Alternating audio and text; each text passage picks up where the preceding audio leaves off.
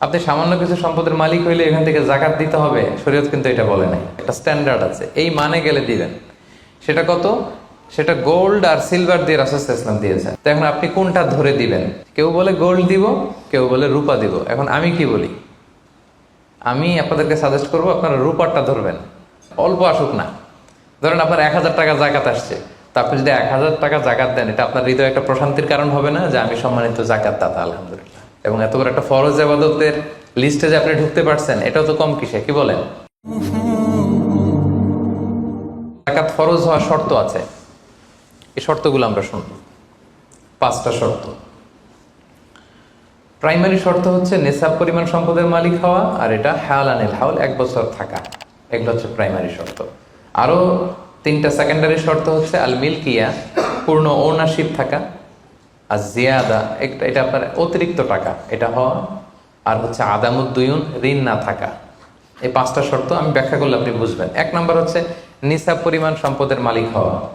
আপনি সামান্য কিছু সম্পদের মালিক হইলে এখান থেকে জাকাত দিতে হবে, শরীয়ত কিন্তু এটা বলে নাই। সুবহানাল্লাহ। আপনি জাকাতের নিয়ম শুনলে দেখবেন যে ইসলাম কতটা ব্যালেন্সড। একটা থ্রেশহোল্ড আছে, একটা স্ট্যান্ডার্ড আছে, এই মানে গেলে দিবেন। সেটা কত? সেটা গোল্ড আর সিলভার দিয়ে রাসূল সাল্লাল্লাহু আলাইহি ওয়াসাল্লাম দিয়েছেন। কারণ তখন গোল্ড আর সিলভারের কয়েন ছিল, মুদ্রা ছিল। আগে কিন্তু সোনা আর রূপা দিয়েই মুদ্রা বানানো হতো, পরে এটা পেপার মানি শুরু হয়েছে, কাগজের টাকা। তো একটা হচ্ছে দিনার আর একটা দিরহাম। তো রাসূল সাল্লাল্লাহু আলাইহি ওয়াসাল্লাম যে থ্রেশহোল্ড বেঁধে দিয়েছেন সেটা হচ্ছে 7.5 তোলা স্বর্ণ বা 52.5 তোলা রূপা। আই রিপিট, এটা সবাই জানেন আশা করি, যে 7.5 তোলা স্বর্ণ আর 52.5 তোলা রূপা। আধুনিক সময়ে গ্রাম দিয়ে দোকানদাররা হিসাব করে, তো গ্রাম দিয়ে যদি আপনি বুঝেন তাহলে 85 গ্রাম স্বর্ণ অথবা 595 গ্রাম রূপা, এটা হচ্ছে থ্রেশহোল্ড নিসাব। অথবা এর সমপরিমাণ অর্থ, ক্যাশ টাকা যদি আপনার কাছে থাকে, তাহলে আপনি নিসাবের মালিক হয়েছেন। যেদিন আপনি এই নিসাবের মালিক হবেন, ওই দিনটা আপনি ডায়েরিতে টুকে রাখবেন। কারণ এটা যদি 1 বছর আপনার কাছে এরকম থাকে, 1 বছর পরে যে আপনি জাকাত দিবেন, কিভাবে দিবেন আমি সামনে বলবো। তো এই নেসাব নিয়ে একটা প্রবলেম আছে। প্রবলেমটা হচ্ছে 7.5 তোলা স্বর্ণ আর 52.5 তোলা রূপার দাম কিন্তু এক না। 52.5 তোলা রূপার দাম খুব কম, আর 7.5 তোলা স্বর্ণের দাম অনেক বেশি। এটা হইল একটাই কম আর একটা বেশি। ঘটনা হচ্ছে রাসূল সাল্লাল্লাহু আলাইহি ওয়াসাল্লাম যখন এই থ্রেশহোল্ডটা বেঁধে দিয়েছিলেন নিসাবটা, তখন দুইটার মান সমান ছিল। তখন 7.5 তোলা স্বর্ণ দিয়ে 52.5 তোলার মতো রূপা পাওয়া যেত, অথবা কেউ 52.5 তোলা রূপা বিক্রি করলে 7.5 তোলা স্বর্ণ পেত। কিন্তু পরে সিলভার ফল করতে শুরু করলো, ফল করতে করতে আজকে এই অবস্থা।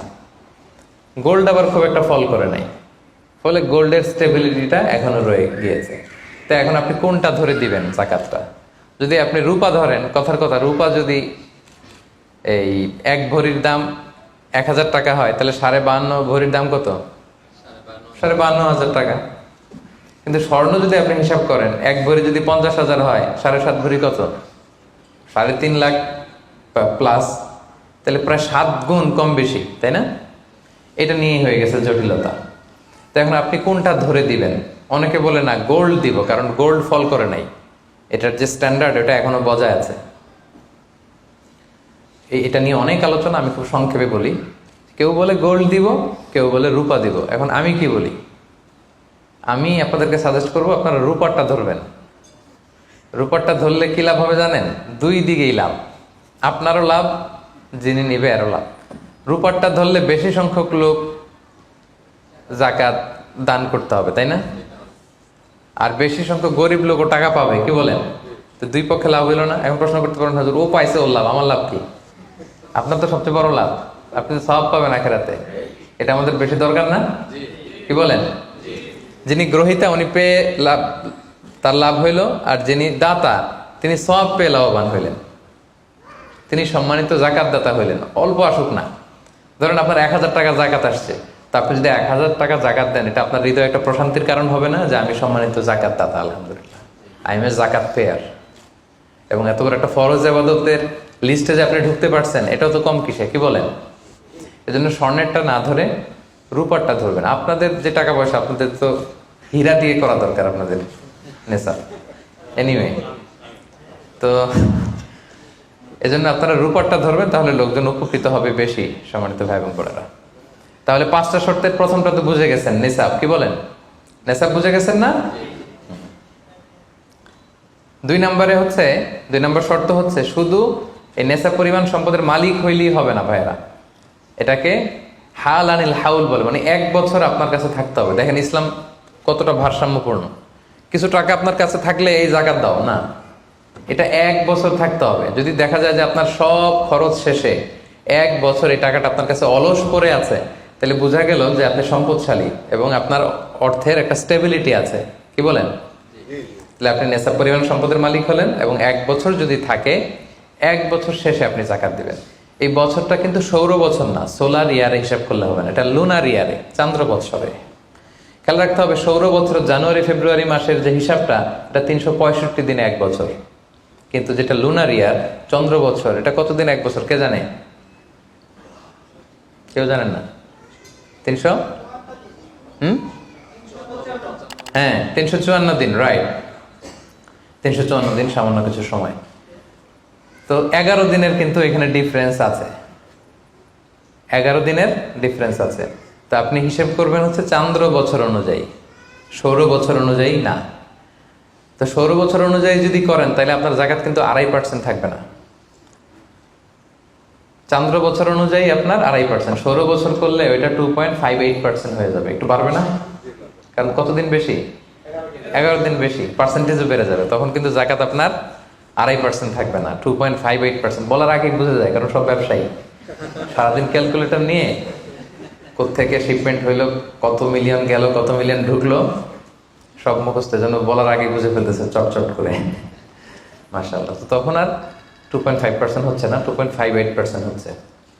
তাহলে সম্মানিত ভাইরা, আপনি ধরেন, উদাহরণস্বরূপ ধরেন যে আপনি গত রমজানের 20 তারিখে সর্বপ্রথম নিসাব পরিমাণ সম্পদের মালিক হয়েছিলেন। তো তারপরে আপনি খেয়াল করবেন যে দেখি সারা বছর এই পরিমাণ অতিরিক্ত অলস টাকা আমার কাছে পড়ে থাকে কিনা। থাকতে থাকতে থাকতে থাকতে এই রমজানের 20 পর্যন্ত দেখেন যায় টাকা ওইটা তো আছে, আরো হয়েছে টাকা। তো তার মানে আপনি এখন জাকাত দিবেন, যেহেতু নেসাবের মালিকও হয়েছেন, আবার পূর্ণ একটা চন্দ্র বছরও আপনার অতিক্রম করেছে, স্থায়ী হয়েছে, তখন আপনি জাকাত হিসাব করবেন। তাহলে 2টা শর্ত বুঝলেন না? 3 নাম্বার হচ্ছে ওনারশিপ। আপনার মালিকানা থাকতে হবে, যে সম্পদটা আছে খালি আপনার কাছে টাকা থাকলেই হবে না, এটা কমপ্লিট, আরবিতে তাসাররুফ বলে, কমপ্লিট ওনারশিপ আপনার থাকতে হবে। এখন একজনের আমানতের টাকা আপনার আছে, ওটা আপনি জাকাত দিতে পারবেন? একজন 5 লাখ টাকা আমানত রাখছে, আপনি এটা জাকাত দেওয়া শুরু করছেন, হবে? সেটা তো উনি জাকাত দিবে, এটা তো আপনার আমানতের টাকা, এই টাকা তো আপনার বুঝাই দিতে হবে। তো আমানতের টাকা কিন্তু কমপ্লিট ওনারশিপ আমার থাকে না, এটার হিসাব আমি করবো না। তো এটা বুঝে গেলেন। 4 নাম্বার হচ্ছে এই টাকা আপনার অতিরিক্ত হইতে হবে, আরবিতে বলে জিয়াদা।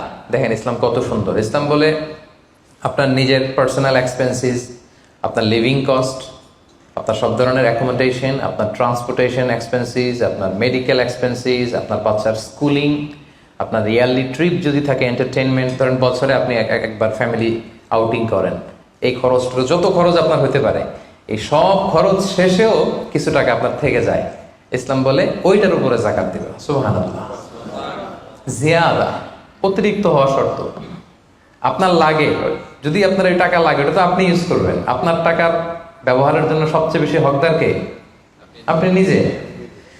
আপনার সব খরচ আলহামদুলিল্লাহ সুন্দরভাবে চলে, এরপরেও নিসাব পরিমাণ টাকা বছর ব্যাপী যখন আপনার রয়ে গেল, ইসলাম বলে জাস্ট 2.5%। সুবহানাল্লাহ। তাহলে অতিরিক্ত হইতে হবে।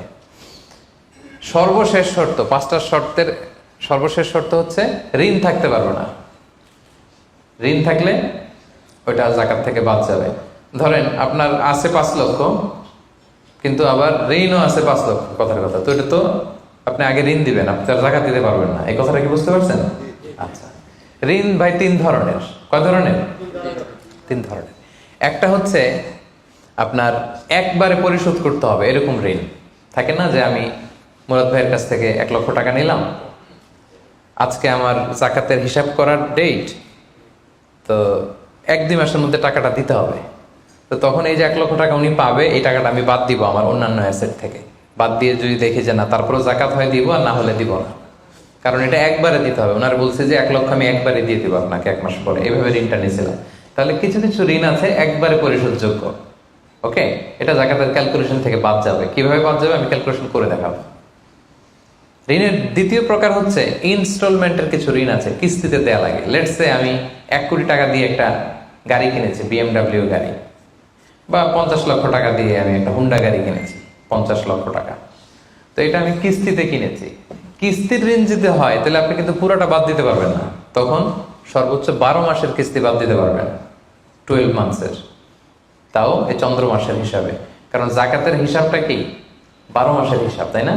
এটা একটা ইয়ারলি ক্যালকুলেশন। আপনি পুরোটা যদি একবারে বাদ দেন তাহলে তো আপনার আর জাকাতই দেওয়া লাগবে না। কি বলেন? বাংলাদেশে অনেক বড় বড় সিআইপি ব্যবসায়ী আছে, ওনারা হাজার হাজার কোটি টাকা ব্যাংক থেকে ব্যবসায়ের কারণে ঋণ নেন এবং ওনাদের ঋণ খেলাপি হয়। তো ওনারা যদি বলে হুজুর আমার তো ঋণ আছে, তো উনি আর জাকাত দিবে কি? ওনারই তো আমার জাকাত দেওয়া লাগবে এখন। কি বলেন? এরকম বড় বড় সিআইপিরা যদি ঋণের দোহাই দেয়, উনি আর জাকাত দিবে কি? উনি তো ঋণী, তাই ওনারই কিছু জাকাত আমাদের দেওয়া লাগবে। কারণ আমরা জাকাতের 8টা খাতের মধ্যে একটা পড়েছি, বল গরিমিনা। কি বলেন? ঋণগ্রস্ত ব্যক্তিকে জাকাতের টাকা দিয়ে হেল্প করা যায়, তো উনি আর দিবে কি? ওনারে দিই আমরা। ওই ঋণ বাদ দেওয়া যাবে না। ইনস্টলমেন্টের ঋণ হইলে 12 মাসের, আর ওইরকম ঋণ খেলাপি 1000 কোটি টাকা, এগুলো বাদ দেওয়া যাবে।